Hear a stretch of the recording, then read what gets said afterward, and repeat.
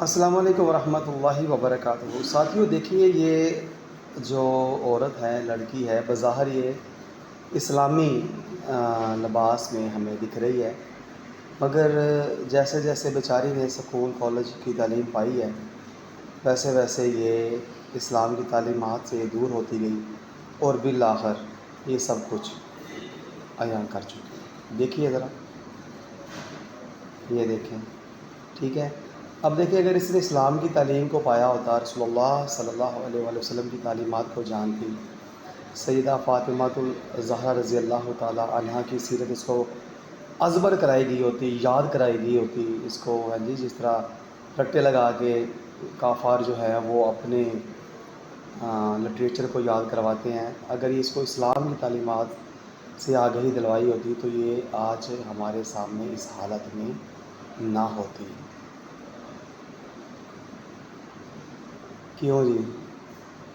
دیکھیں دیکھیں کیا کہہ رہی ہیں، یہ ہماری عزتیں ہیں، ہماری بہنیں ہیں، ہماری بیٹیاں ہیں، مگر اسکول کالج کی تعلیم ان کو کافروں کے نظام کے ذریعے ہی، انہی سسٹم کے ذریعے ہی دیکھیں کہاں سے کہاں تک پہنچا دیا ہے۔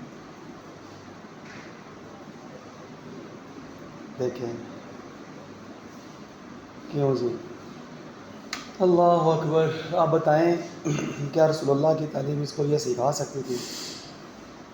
ایمان سے خود دل سے فیصلہ نہیں۔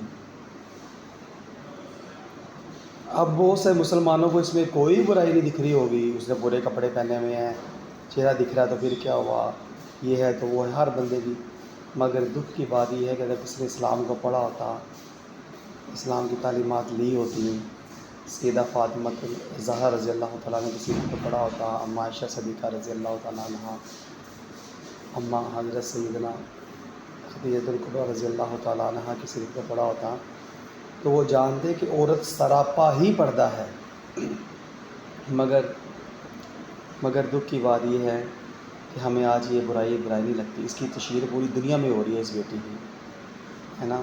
پتہ نہیں کتنے ویورز اس کو لوگوں نے 77 کے 77,000 لوگ یہ دیکھ چکے ہیں ہماری عزت کو، ہے نا؟